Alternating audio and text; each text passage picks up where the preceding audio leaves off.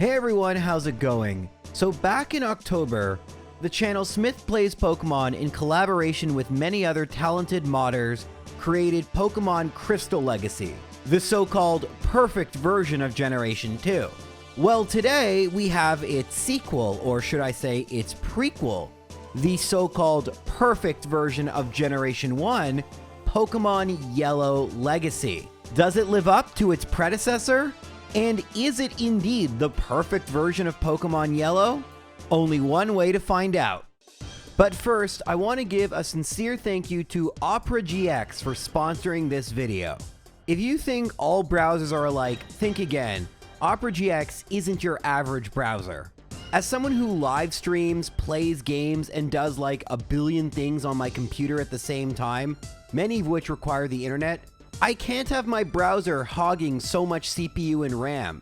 Thankfully, Opera GX has the GX control feature, which dramatically limits the amount of RAM it uses compared to typical other browsers. Now, you guys know how much I love Pokemon. Opera GX can be modded to basically be a Pokemon-style browser, which is cool as heck. Using GX mods, many of which are available for free from the GX store, you can get background music, keyboard sounds, opening and closing sounds, all of which are straight from Pokemon Emerald, one of my favorite games. You get a theme and color, wallpaper. And don't worry, if you just want the wallpaper and browser sounds, but not the background music, you can enable and disable whatever you want in the menu from the sidebar. There are so many different mods to choose from using the GX store, giving Opera GX infinite customizability. Opera GX also has ChatGPT built right into the sidebar. This means you can ask it all sorts of interesting questions, like, what is the badge boost glitch? And, oh, well, I didn't know this guy beat the game with a Magikarp. Kudos. Man, what a gamer. And speaking of gamer, if you're a gamer like me, GX Corner is the place for you. If you like gaming deals, want a release calendar, or gaming news, you can use GX Corner for all of it. It's like having an old school magazine built straight into your browser, but way better. And I know many of you haven't been using Opera GX, but don't worry, switching to Opera GX is as easy as beating Rival 4. All you have to do is hit Settings, go down a bit to Synchronization, input bookmarks and settings, import, and it's done. Now, if this sounds like a browser you want to start using, all you have to do is click my link either in the description or pinned comment, and you can download Opera GX today. So before we begin, I should explain briefly the concept of these legacy games. The idea is not to make Pokemon Yellow a modern Pokemon game, change all the mechanics, anything like that. It is to try and smooth out the rough edges of games that are decades old, maintaining what made them so amazing at their time, while also adding quality of life features. There's a balancing act, and there's always going to be that careful line to walk between changing too much and not changing enough. As someone who plays Generation 1 essentially as his job, I definitely have a lot of opinions on ways it can be fixed, so I'm curious to see what Yellow Legacy does. One of the first changes you'll notice throughout the run is that in Yellow Legacy, just like in Crystal, you can pick between a male and female character. Now, there was never a girl character planned for Yellow, so this is a completely custom sprite, and it looks pretty good. Another change you'll notice throughout the run is that even though Pokemon Yellow, when played on a Game Boy Color, would display in color, a lot of the palettes didn't quite match what we would think of the Pokemon today. So you'll notice with Rattata, it looks its more normal purple color, as opposed to, well, whatever color this is. But wait, there's more. In terms of another much needed visual difference, while the front sprites had been updated twice since the original Japanese Red and Green release, the back sprites remain the same, which is why they pretty much never matched in the North American games. Well, in Yellow Legacy, painstaking effort was made to redo the back sprites of every single Pokemon. I'm going to try to use as many as possible throughout this video to showcase them, but suffice to say they all look good, and even a couple front sprites were redone as well, although for the most part the front sprites, other than their color palettes, are exactly the same from Pokemon Yellow. So if you're used to my red and blue videos, that's probably why the front sprites look different. One last aesthetic change that wouldn't be incorporated into vanilla Pokemon games until Generation 3 is unique menu sprites for each Pokemon. In the original Generation 1 games, even in yellow, there were only 10, well if you count Pikachu, 11 menu sprites. So for each Pokemon to get their own custom one is pretty cool and does make the game a fair bit nicer to play, in my opinion. But let's be real, nobody is playing a game from the late 90s for aesthetics. While they're nice, how is the gameplay? Has it been improved in any way? Well, the best way to determine that is to get into a battle, and what better battle to use than the first gym battle versus Brock. But before we do, notice something different about Brock? Normally in Generation 1, his overworld sprite looks, I don't know, kinda generic, not really like Brock. But this game uses something closer to his Generation 2 sprite, which is a big improvement. But okay, enough about aesthetics. So you'll notice I have a Goldeen here against Brock. What the heck is going on? How do I have a Goldeen? And an Oddish with Tackle? Oh boy, this is not our standard Pokemon. And then I send out a Vulpix. The Vulpix would have been able to knock out the Geodude, but I wanted my Metapod to get a little bit more experience. So I use Metapod for a bit before it faints, sending out Vulpix to go for Ember. Again, where did that come from? And now Beedrill is using Pin Missile? All of this is to say a lot has been changed since the red, blue, and yellow we know. A lot of Pokemon have been moved around, including the old rod itself, which now catches Goldeen, which now knows Bubble, which I used to help defeat Brock. As in the Let's Go games, Oddish is now available in Viridian Forest, although it doesn't know Absorb, which is new. And Vulpix I caught on Route 2.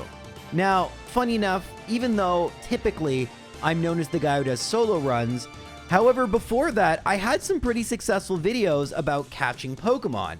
So I decided to go back to my roots and try to catch every single Pokemon, and in Yellow Legacy, all 151 Pokemon, yep, even Mew, are available to be caught. If you go to Smith Play's release video, you can download a Google Doc that will tell you where every Pokemon is, but the in-game Pokedex does a good enough job, and not only does it tell you where the Pokemon are, it even tells you their level up moveset. The one irritating feature about this really cool addition is that you can't scroll like you would in later Pokemon games.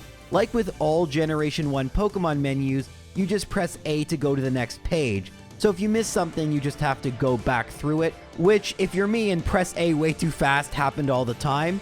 But it's really cool now you know without having to look up on Bulbapedia where every Pokemon is and what their movesets are. This is a super nice quality of life feature, which frankly I'm shocked we have not seen in an official Pokemon release. Now, it's not just movesets and where Pokemon are that have been changed, trainers have been changed as well. This first bug catcher didn't have a Metapod, Kakuna, and Butterfree, and so trainers throughout the game have had their teams updated, their levels updated, and overall this makes this game a lot more difficult than you might remember. This won't impact me now, but as I try to fill up my Pokedex by leveling up random Pokemon, it will become embarrassingly apparent that this game was not intended to be played the way I think the original Gen 1 games were, which is swapping out your Pokemon constantly and thus not being overleveled. In this game, when I did that, as you'll see, I was underleveled. But hey, it's still me, it's still Gen 1, I think we'll be okay. As per tradition, we should talk about the Rival 2 battle. There are some changes, but be aware he does always lead with a Spearow. You can see Geodude has a much improved back sprite. Its back sprite is simply atrocious. And Geodude does a good job getting through most of the team. However, finally, Eevee does knock it out, which allows me to show another one of my Pokemon, Sandshrew. I mean, it's just a random Sandshrew. No way this is going to be an important Pokemon for later. It just faints. I don't even know why I brought it up. Anyway, we do actually knock out the Eevee with Bulbasaur, which you still get from that NPC in Cerulean City. The starter Pokemon are all available where they are in the regular game, but they are actually also catchable where Eevee is, as you can see where I pull up the Pokedex. and thus you can get all 3 evolutions in this game, as well as most Pokemon in a living dex if you wanted to. Not all of them, there's a couple you wouldn't be able to get, but still pretty cool. Alright, fast forwarding a little bit, I caught a bunch of new Pokemon, 35 in total, and we're ready to battle Misty. Misty leads with Psyduck, closer to what she has in the anime, and her Psyduck with Confusion makes quick work of Bellsprout. However, in this game you'll notice the AI is a little different. They don't always go for moves classified as super effective, which does actually make them a little better. One other thing I didn't mention, which is really cool, are the experience bars reminiscent of Generation 2. This way you know how much experience points you have to gain. Luckily for me, because Starmie didn't go for a water attack, we were able to burn it, and then Venonat has Leech Life. Now Leech Life has been buffed substantially from what we know in Gen 1, although it's not quite base 80 power. Pretty sure it's base 50 power, but thanks to Charmeleon, thanks to all my other Pokemon, we were actually able to defeat Misty with Venonat and move on. By the time we face Rival 3, I've already played for 10 hours of in-game time. Don't forget, I played 4 times speed, and I'm a third of the way done my Pokedex, which is really cool considering I'm not all that far into the game. We lead with Geodude because it did such a good job last time, and there's something you might notice after I knock out the Raticate. My XP bar seems to be broken, but it isn't broken. You see, one thing I didn't mention is when you start a game of Yellow Legacy, you get the option between normal and hard mode. In hard mode, the game automatically level caps you at certain points depending on the next gym leader. This means our Geodude cannot get to level 25, and that means it won't become a Graveler for Lieutenant Surge, which may prove to be a little bit of a problem. Unlike Rival 3, who was pretty easy. Now, if you're one of those people who feels bad that I insult Surge constantly, don't you worry. Surge's revenge will be sweet. So, all he has is a Raichu. However, even though I'm capped at level 24, Raichu is level 29, and it makes quick work of my first 2 Pokemon. Also, in Generation 1, don't forget, critical hits are based on your base speed. And in case you thought, well, that doesn't matter, you have a Geodude, it has Surf. So this Raichu one-shots every single member of my team. And that taught me that this ROM hack was not messing around. I would go on to lose to Surge a few more times with this team, trying in vain to beat this level 29 Raichu. But eventually, I had to go into my PC and bring out my secret weapon. And unfortunately for Surge, it proved to be a little too much for him. You see, you can catch a Doug Trio, and although it's not as over-leveled as before, it nearly one-shot Raichu. Now all we need is to survive an attack, which Ivysaur can, and we beat Lieutenant Surge on our first try, after losing like 7 times with the other team. Oh, also, I want to mention another really cool quality of life feature. You don't have to go into the menu to use Cut, Surf, like you do in Gen 1. You can just press A like in Generation 2. It's really nice. But as I was saying, while that change is nice, it is a nasty change in a good way that these gym leaders are not going to be pushovers. Surge had a water move. He was ready for my Geodude, and the level cap ensured I couldn't even get close to its level. One Pokemon was able to sweep 6. How are the rest of these gym leaders going to do? Well, I decide to battle the next gym leader, I would say right away, but you can see I spent significant time catching Pokemon. We're at 68 now as we go to battle Erica. Now, Erica leads with Tangela and we have Venonat. Bind is still Generation 1 Bind, meaning as it's used, I can't attack. And another thing you should know is that the AI makes its decisions after you've made your decision. So it knew I was going to switch there and put Charmeleon to sleep. You'll notice Charmeleon now has Fire Punch as a better fire move, which is great, and thankfully was able to take out Tangela. Victory Bell comes out next, and we do outspeed. You'll see it has Headbutt, but it's not enough to knock out Charmeleon. Next comes out Ivysaur, a new addition, and its new move Acid knocks me out.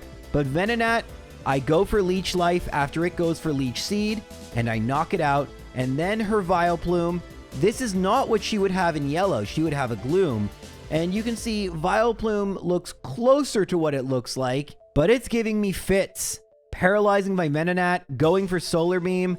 I'm going to have to swap into Doduo, but it puts it to sleep right away and knocks it out with a powerful Acid attack. Acid, by the way, has been buffed to 60 base power. Now, since this Vileplume uses Solar Beam and will go second, I decide to go for Dig and try to time everything. Unfortunately, Erica predicts it and uses Stun Spore, but I do get it to half health. Now, Wartortle doesn't really have much it can do. I'm able to get off a bite, but Solar Beam knocks me out. And now all that I have left is Drowsy, but Drowsy is able to put Vileplume to sleep, and while it does wake up, I'm able to just miss knocking it out. How frustrating, but hey, Erica beat me. That doesn't happen much. After Erica beat me one more time, we do get a little bit more luck. This is something I want to talk about with this game in general, which is that a lot more Pokemon have moves that put you to sleep or confuse you than in the base game, and so luck does become a little bit more of a factor than you might be used to. Especially in this battle, if I don't get put to sleep and I'm actually able to attack, I can do significant damage, and so by the time we get to Vileplume, I have 5 Pokemon remaining, and Drowsy is able to take it out on its own. You'll notice that Burn deals 1/8 damage, similar to how it used to, which is enough to knock out the Vileplume.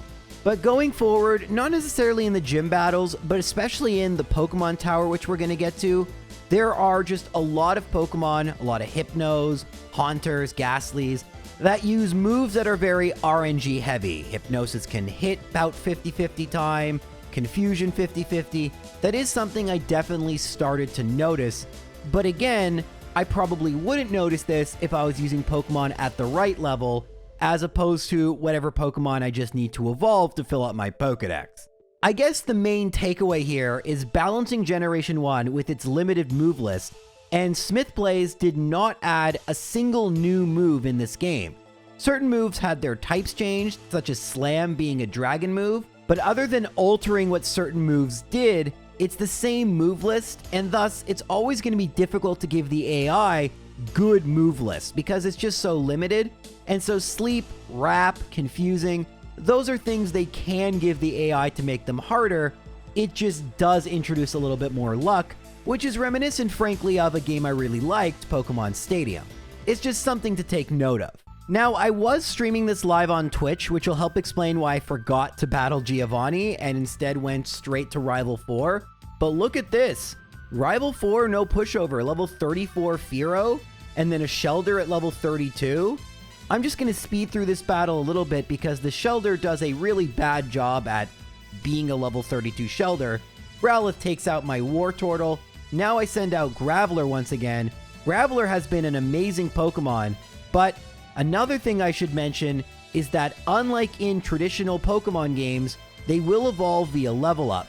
Between 38 and 42, I believe, for the 4 trading evolutions. You'll also notice I did beat Rival 1A, so Jolteon is the Pokemon the Rival uses, and since I was so sick of being put to sleep, I decided to turn that on Rival 4.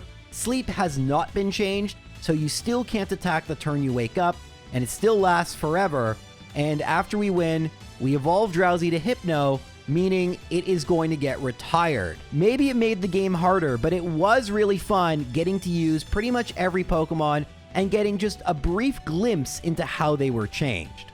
For tradition's sake, let's talk about Giovanni number 1. So I lead with Wartortle. Bubble Beam doesn't quite knock it out, but second shot is fine. Kangaskhan, so this is very similar to what we remember. My Graveler is unfortunately paralyzed, and you'll notice this Kangaskhan has Submission.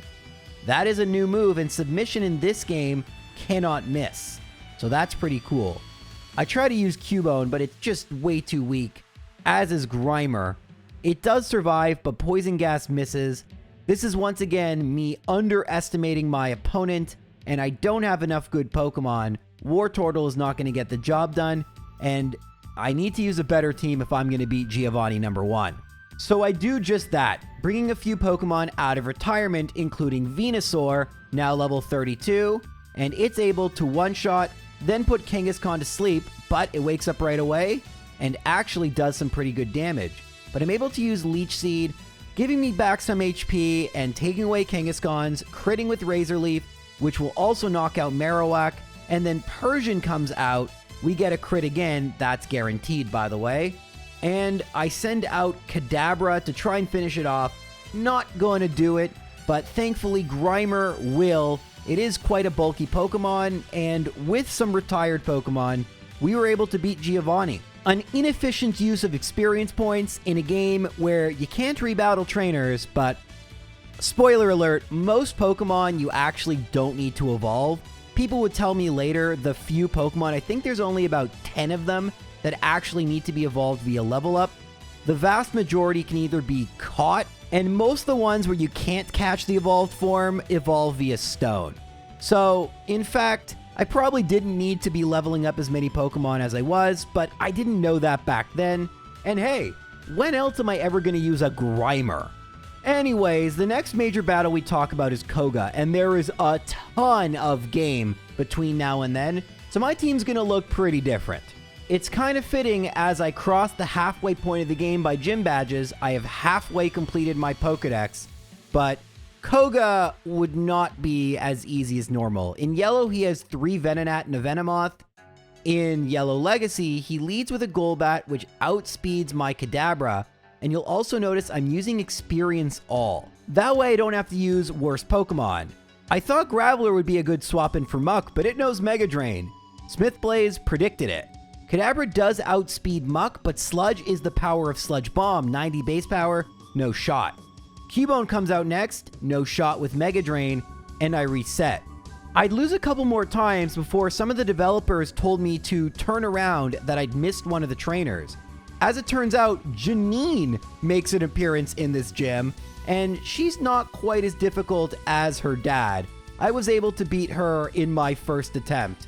A pretty cool little Easter egg, something I wasn't expecting since for the most part, this game didn't actually change things like this that often. But after losing to Koga so handily, I battled all the trainers other than the ones in Sylph Company, and I think it made a bit of a difference. So my Kadabra is now an Alakazam, should be retired, but it has one last thing to do. It evolves at level 42, by the way, which is why it's at level 42. And you can see with the Experience All, at least the other lesser Pokemon are still gaining some experience. But yeah, Alakazam just completely obliterates Koga's team. And it made me realize I probably didn't want to be using it for the rest of the run. I was having more fun when I was trying to piece a team together, not just use the evolved form of my favorite Pokemon to sweep. I mean, it worked and it was good, but going forward, I think we should try to use some more underappreciated Pokemon. Most of these will be the Pokemon I need to level up in order to finish the Dex, and it was this point after being able to use Surf out of battle that I was able to complete a large majority of the Pokedex. Unfortunately, this motley crew of Pokemon that needed to be evolved weren't very good and were being defeated by just random Sylph Company trainers. Our ace, as you will see, is Dragonair. It's good, with 3 elemental moves and Slam. Coughing and Ekans also need to be leveled up this way, but since a lot of the trainers have Hypno, they weren't so great. Now you might think I selected the Dome Fossil in Mount Moon, but I actually selected the Helix Fossil. You get your fossil at level 40, meaning I only had to level up Omanite once. As for Kabuto, you get it where you would get the Good Rod in Fuchsia City. But it starts off extremely under-leveled, meaning we're going to need to get it all the way to level 40 to become a Kabutops. As you're seeing now, this team did not fare well against the random trainers in Sylph Company, but rather than bring back retired Pokemon, I spent hours just trying to build them up. First against wild Pokemon, and then just finding the perfect route. And with the experience share on, slowly but surely, the team did start to improve. And at some point, we hit a breakthrough. Our team genuinely started winning, despite the fact, as you'll see, they're pretty underleveled. Unfortunately, as it would turn out, beating random Sylph Company trainers doesn't mean you'll beat rival Fivel. So Rival 5 leads with a Parasect, and then a Gyarados. Dragonair has Ice Beam, and it has Thunderbolt, but Thunderbolt's not enough to knock out Gyarados. Kabuto knows Rock Slide, but Gyarados has Surf, meaning we're gonna need Dragonair to knock it out. Well, that did eventually happen. Rhydon came out next and we knew Surf, so we could knock that out, bringing Alakazam. Alakazam went for Tri-Attack inexplicably, but just completely made minced meat of the rest of my team. We were making progress. We had gotten through the building.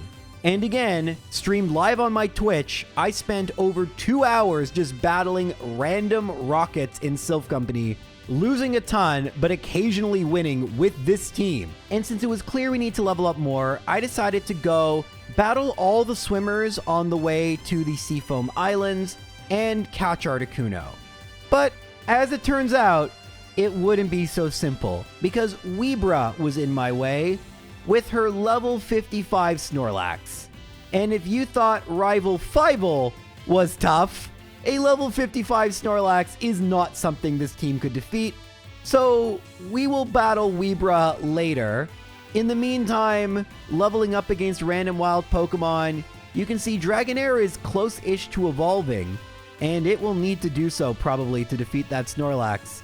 But we're gonna have to come back a lot later and level up somewhere else for now. One place I figured would be a great place to level up for a Kabuto and a Dragonair is Blaine's Gym. At this point, I don't need to level up any more Pokemon than the ones I have, so even once they evolve, I don't have to retire them. Now, you might assume with Kabuto, Blaine would be a total joke.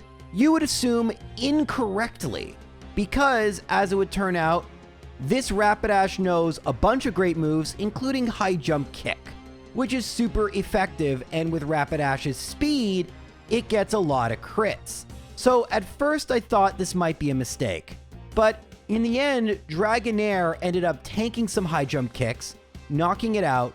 It's level 50, but it's still a Dragonair. Charizard used Wing Attack, so I'm able to knock it out, but I've hit the level cap, so Dragonair cannot evolve to Dragonite prior to defeating Sabrina, who is the gym leader I'm supposed to be facing. You'll also notice my team has gone through a little bit of a change. I've swapped Ekans out, who evolved to Arbok off screen, for Ponyta, which needs to evolve into Rapidash. Unfortunately, it didn't really do much in this battle. But Dragonair is doing pretty good, using its Surf, and not knocking out Arcanine. It's all up to Kabuto. Arcanine digs a hole, and I decide, I'll live it. And I do. Unfortunately for me, I didn't realize Blaine has a Magmar in this game, so we're gonna have to use that level 11 Sandshrew, and it faints right away. Darn, I wish it would be useful. Unfortunately, we get so close, and yet we lose. So perhaps Blaine is gonna be a little harder than I thought, and while we're able to beat all the trainers in his gym, to actually beat Blaine, maybe we'll need Kabutops. And good thing, I have all these rare candies, let's use them now. And you know what?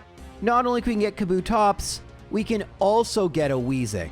So I battle again, using Dragonair, not as much this time because it faints to Charizard, but Kabutops after Seismic Toss knocks out Charizard. Ninetales doesn't have Energy Ball, that's a Gen 4 move. It goes for Solar Beam, so I can swap into Ponyta. It doesn't tank the Solar Beam? Wow.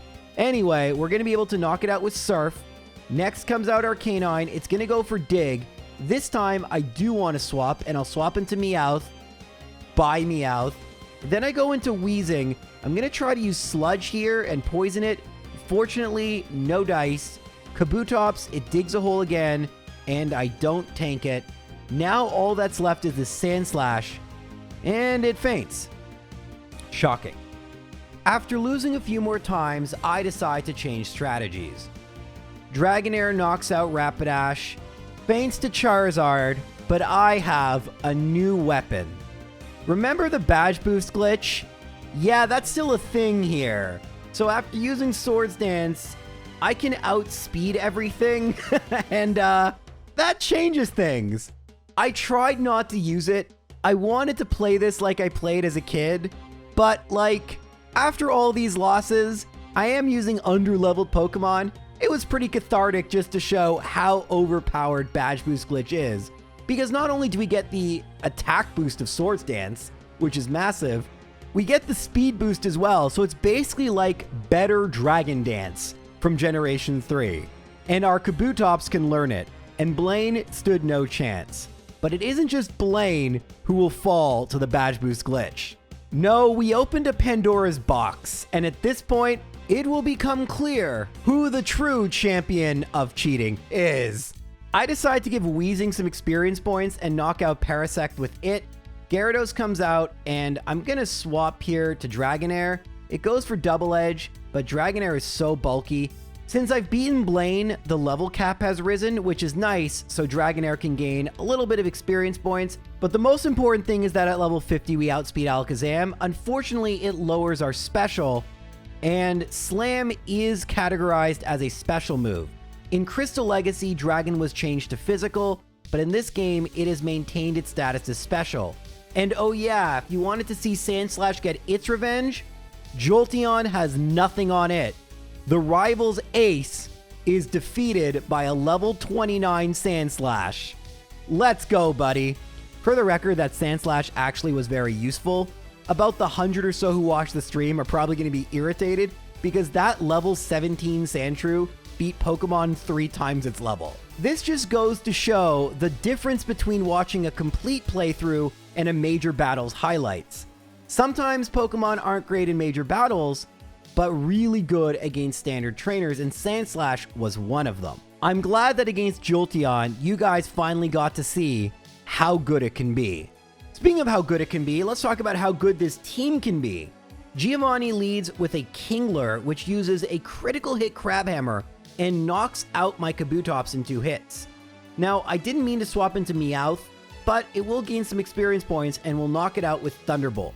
Next comes out the Kangaskhan. Slam being just a good dragon move that can flinch, man, I can't explain how helpful that is because it makes minced meat of both Kangaskhan and then Machoke. I decide to go into Sandslash. Look how tanky it is, and look how it takes out that Machoke. You guys are not ready for the revenge of Sandslash. Yes, it will faint to a Golem. Of course it will. It was at pretty low HP, but you guys have no idea how great this Sandslash will be. And then Dragonair finishes off Persian, and Giovanni number 3 is history. Next comes Sabrina, the Psychic-type trainer. She only had 3 Pokemon in her original battle in Yellow, but not this time. Slam, Psychic, and my special fell, but I still knock out Abra. Hypno, oh my god, do I hate these Hypnos. They love to use Psychic, Sandslash couldn't tank it, and they love to use Hypnosis, but thankfully this one didn't, until it did, but I woke up right away. Great. Slam doesn't knock out Mr. Mime, and we go into Kabutops, and hey guys, double badge boost. Special drop, attack raise, get wrecked. And Kadabra, best Pokemon, can't beat the badge boost glitch, nor can Alakazam. With 1 Swords Dance and a lucky special drop, although it is 33% of the time, we were able to outspeed some of the fastest Pokemon in Generation 1. Now, a question could be asked here. J-Rose, what do you feel about them leaving in the badge boost glitch? And I'm kind of 2 minds. On one hand, it is an essential feature of Generation 1. However, a lot of people, including myself, didn't really even know about it until the mid-2010s. It wasn't even all that well documented before then. Now, one thing to note is that the badge boosts are essential for Pikachu, as they affect Pikachu even more, boosting it by 25%. And that the boosts in general were a part of the Pokemon series until Gen 3. But should they have patched the glitch part? I'm going to be honest and say it maybe would have been nice for hard mode. The fact that once we get Swords Dance, it essentially becomes Super Dragon Dance has made things a little bit easier. And as you'll see, we're going to start beating trainers with some crazy Pokemon way under-leveled. And you know what? Part of that is on me. I refrained from using it for so long. But the truth is, I was about 7 hours into this playthrough. I wanted to get this video done relatively close to the hack's release. And so I did choose to use it to speed things up a little bit, but it is something that maybe in a future patch could be removed from the hard mode. But anyways, after defeating Sabrina, I was going to complete almost all of the rest of the Pokedex, and that meant catching the legendary birds. After seeing Weebra block Articuno, I knew there would be someone blocking Zapdos, and there was. This is Craig. Craig has a Jolteon, and my Sandslash, well, we saw how Sandslash handled Jolteon before, handles it just as well. Unfortunately, next came out Aerodactyl, and Sandslash really doesn't have anything for that yet, so I need to rely on Dragonair, which isn't quite able to one-shot, so it starts taking some damage. Weezing learns Amnesia, by the way, in this game, which is huge. Anyway, after Dragonair faints, we have to rely on Weezing to try and knock out Snorlax, and somewhat surprisingly, it's almost able to do so. Ponyta then is able to get a flinch and knock it out with a Stomp, but Cloyster, although I'm able to outspeed, I wouldn't have been able to knock it out had it not used Explosion. Now all that's left is Venomoth and Doduo. Venomoth gets one-shot by Arcanine, and Doduo is actually just there because it flies me around. So I am defeated by Craig. Both Craig and Weebra. I wasn't able to first try victory. However, Craig didn't see me at my final form because I didn't have my Kabutops. And so I'm sorry, Craig, you're in for a rude awakening. After obliterating your Jolteon with the greatest Sandslash in history, we then swap into the one and only Kabutops. Kabutops, unfortunately, gets hit pretty hard by Rock Slide. But I also used rare candies, and after accidentally swapping into Venomoth, it's time for Dragonite. Aerodactyl misses with a Hyper Beam, but we are able to one-shot it. Unfortunately, since we're at the level cap, we aren't going to be able to gain any experience points, but we are going to be able to absolutely destroy Craig's team. His final Pokemon, his Arcanine, is nicknamed Furball. How cute. Too bad it's been annihilated by Dragonite. I don't know why I'm gloating. I'm using a pseudo-legendary at this point, but hey, we win, and we can go and catch Zapdos. But there's one more trainer that needs a rebattle, Weebra. But first, might as well get Giovanni out of the way, because if I beat Giovanni, I can actually gain levels from defeating Weebra, and I beat Giovanni actually twice. The first time with Dragonite, the second time less with Dragonite, because I wanted some experience, but yeah, that's the 8th gym badge. Now revenge on Weebra. Like we saw, Weebra leads with her Snorlax, and Sandslash, not so great a matchup. Alright, we're gonna go into Kabutops and go for Swords Dance. Earthquake does a lot, but Rock Slide doesn't knock it out. Alright, Weezing, time to finish the job, which it does with a Sludge. Next comes out Gengar. Wasn't expecting that, so I go into Venomoth. Unfortunately, Hypnosis Dream Eater, pretty good combo. Dragonite, I then go for Slam, and it puts me to sleep, but I wake up right away. Slam puts me to sleep, wake up right away. You can't beat this Dragonite. It's been with me since level 30. It's my friend, and we all know how friendship is absolutely integral to the anime, of which Pokemon Yellow is based. Vaporeon's a great evolution, but it's not a Dragonite. Onix, well, Onix got buffed, but it's still a frickin' Onix. And then finally, Machamp, champ of nothing. Hyper Beam, I laugh in its face. Take that, Weebra. Move to the side as I catch the legendary bird Articuno, the 144th Pokemon that I need to catch. All that's left are a few in Victory Road, and finally, in the post-game, presumably, Mewtwo and Mew. In order to get to Victory Road, we do have to get past Rival 6. Rival 6, his Jolteon does have Headbutt, but the greatest Sandslash in history, it doesn't care. Pidgeot then comes out next, and it knows Sky Attack. That's a pretty powerful move, considering it no longer takes a turn to charge, but after going for Swords Dance, I miss, and then it goes for Double Team, and yeah. This is giving some Pokemon Stadium vibes for sure. Thankfully, Dragonite doesn't care about your evasion. It'll just knock you out with an Ice Beam. And you know what, Executor? Well, Leech Seed's kind of bad, but 2 Ice Beams. Marowak? 3 Ice... Well, actually just 1 Ice Beam on the Marowak. And then I use Surf on Arcanine, Leech Seed, Hyper Beam. Who cares, man? We're a frickin' Dragonite, and we slam into Alakazam, flinch it, crit it, call it. Victory for Dragonite. In Victory Road, there were more custom trainers with names obviously of the developers, but they couldn't stand a chance against this super team. No, nothing will get in my way. I will have victory. I will 100% this game, and I will be the king of Pokemon Yellow Legacy. He may be Smith Plays Pokemon, but I shall be known as J-Rose Wins Pokemon. I love how I'm trash-talking someone who made a game, but anyway, yeah, let's go beat the Elite Four. So, Loralee leads with Slowbro. I led with Kabutops because Rock is super effective against Ice, but when I saw Slowbro, I got a little nervous and decided to switch to Venomoth. It went for Amnesia. I can go for Sleep Powder here, and I'm actually going to swap once again to Kabutops. Now that's asleep, I can set up Swords Dance and then start using Rock Slide, and even with Cloyster's amazing base defense, it stands no chance, and we sweep through her entire team, which is the same team she has in Red, Blue, and Yellow, just in a bit of a different order. Bruno also seems to have the same team, at least thus far.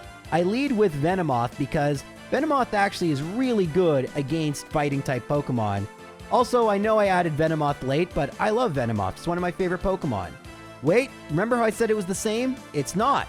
We got a Poliwrath, something Bruno never really had. Then a Hitmonlee, it goes for Mega Kick and Venomoth.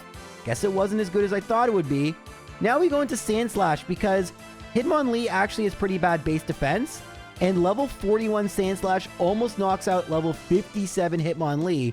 Rapidash, as its name suggests, is rapid, and while it does knock out the Hitmonlee, it struggles against Onix, so I go into Kabutops, but Onix predicts and goes for Earthquake.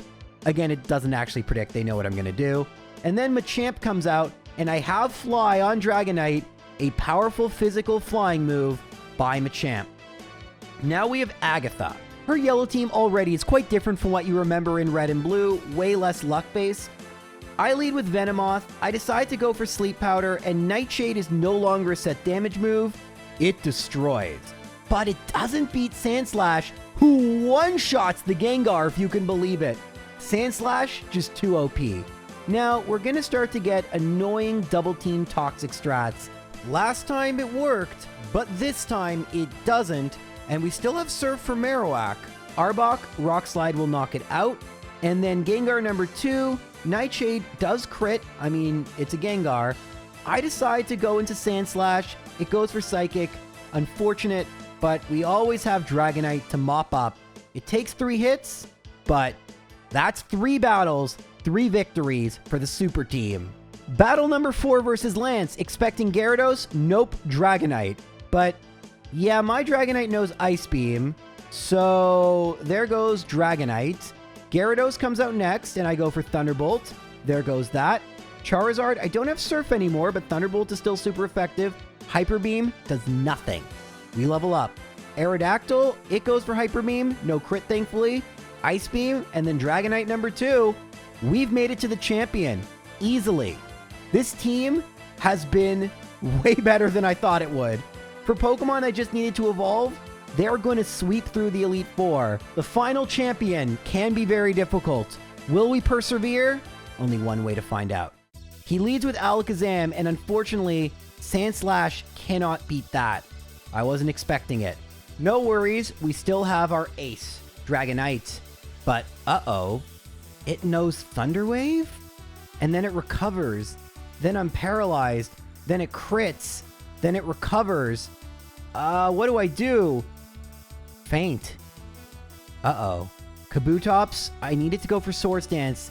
Psychic lowers my special, but that means double badge boost all the way across the sky. Yeah. So intense. We knock it out with Rock Slide, and then Surf the Rhydon. We're gonna level up, but not before we knock out this Gyarados. That means we're back to our normal speed, but we still have that buffed attack. And we actually still outspeed Arcanine. That's pretty surprising, actually. And we one-shot Executor. No, we don't. That's surprising, too. It knocks me out, but Rapidash will outspeed and knock it out. Now all that's left is Jolteon. It goes for Headbutt, I go for Flamethrower, no burn.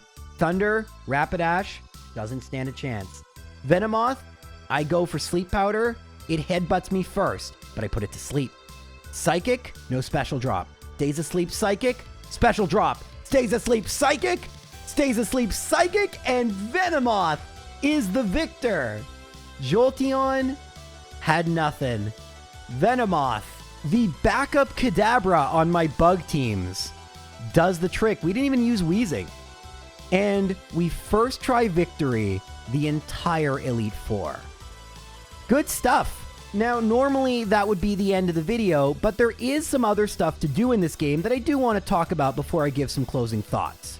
First off, as soon as you go onto Route 1, Professor Oak is standing there, and while I was able to first try victory the entire Elite Four, Oak obliterated me with his Tauros. So it showed I still had a far way to go. You also can infinitely rematch the rest of the gym leaders, all of whom have buffed teams, with the exception of Giovanni, who for story reasons leaves the gym. So there are 7 gym leaders in which to battle, and a couple other surprise battles that I'm not going to spoil for you but are pretty cool. You also can rematch the Elite Four, and like in modern Pokemon games, they do have improved movesets, buffed levels, etc., but it may not surprise you to learn I first try victoried them as well. After doing all the rematches, I decide it's time to finish the Pokedex, finish what I started. So we go into Cerulean Cave, which I actually haven't been in years. But to my shock, getting Mewtwo wouldn't be as easy as I thought. There was a trainer waiting for me, Smith, from Smith Plays Pokemon. He leads with an Aerodactyl, and my Sandslash once again was unprepared after I swapped in. But after trying to Hyper Beam my Dragonite, it met a swift feint by an Ice Beam. I then flied against Gengar, and although I don't knock it out, I nearly do. And at half HP, we made it to Tentacruel. Thunderbolt doesn't knock it out, and Sludge Bomb does a crit and poisons, so my Dragonite may not last much longer. Alakazam goes for Reflect, however, and so it'll knock it out. Tauros, I feint to poison, but Kabutops, even though it could have Earthquake, I decide to go for Rock Slide, and Smith Plays Pokemon isn't defeated yet. He still has a Starmie. A critical hit Rock Slide's not enough. I went for Surf because it's more accurate. My mistake. Then it goes for Surf. Now I need to knock this out. Venomoth, come on, I believe in you. It goes for Thunderbolt. It crits. It paralyzes. Oh, come on. It paralyzes again. Smith is going to beat me? No way.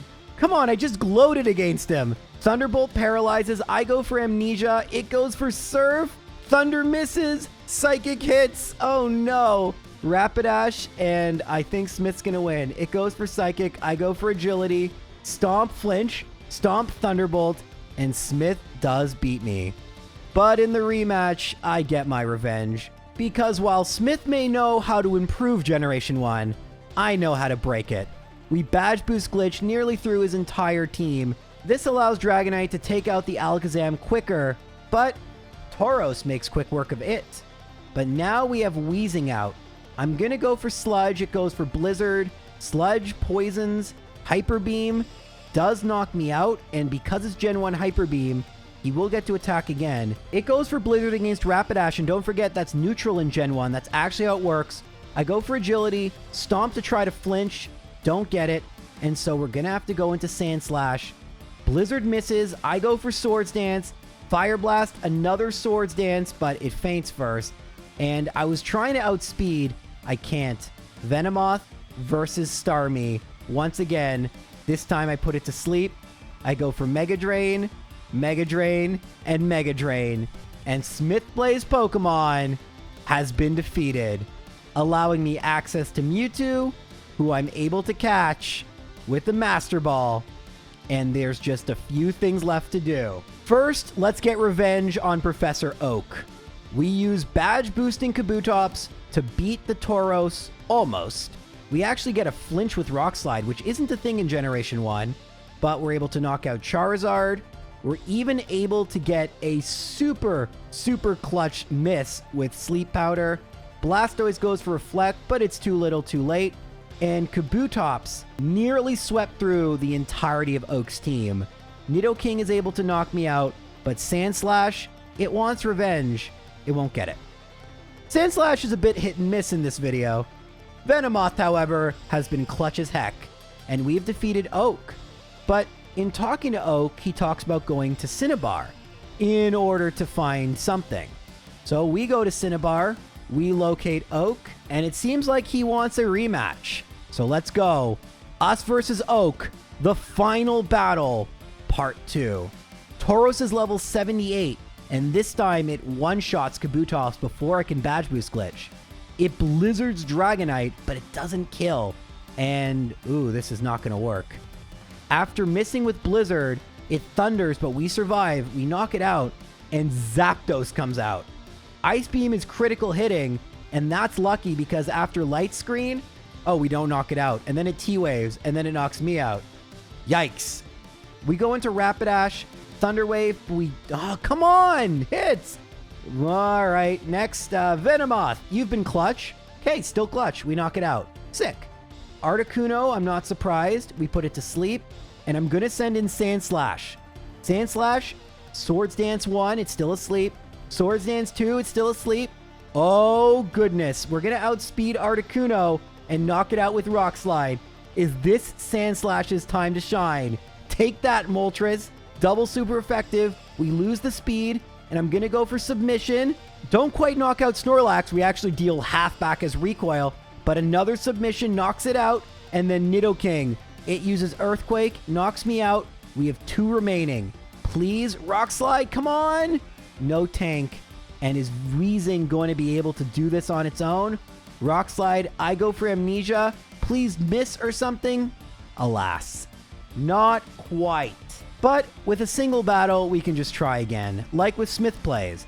And this time I lead with Venomoth because I don't want to deal with this Tauros. So after we put it to sleep, it's time to badge boost. And unfortunately for Professor Oak, he didn't know about the badge boost glitch. Guess he's not really an expert in all things Pokemon. And Kabutops this time is able to sweep through his entire team. And once we go to where the secret key was, we can encounter the 151st Pokemon Mew, weaken, and catch it. And that, my friends, is the end of the game. There is nothing left to do in Pokemon Yellow Legacy. I have 100%ed every aspect of the game as it exists. So what are my final thoughts? This was definitely a really fun way to play Pokemon Yellow. This is a fun way if you want a Nuzlocke or solo run, and you're looking for a challenge that is still Generation 1, but a lot more difficult. I think the quality of life visual changes made things much nicer. I didn't even mention before, but the bag having triple capacity, as well as the game telling you when the box is full, were very nice additions. Those were awful when I tried to catch Pokemon back in the day. I do definitely think this game is worth checking out. With that said, if I did have to rank them, I will say that Crystal Legacy I liked quite a bit better. There's nothing wrong with Yellow Legacy, but I do think Crystal makes a better base for a fun experience, while with Yellow, there was a little bit more frustration and cheese. With Crystal, I felt like I really had to master Gen 2 mechanics to win, and I felt satisfied. This game, I felt a sense of pride at completing everything, but as you can tell, the battles, I was kind of just toying with the opponents by the end, trying to use cheap sleep and badge boost strategy. But again, I had a really good time and strongly recommend you check out Yellow Legacy. Thank you guys for watching. I'll be back soon with a new video. And if you like videos where I talk about ROM hacks, let me know. Maybe I'll talk about more of them. Until then, take care.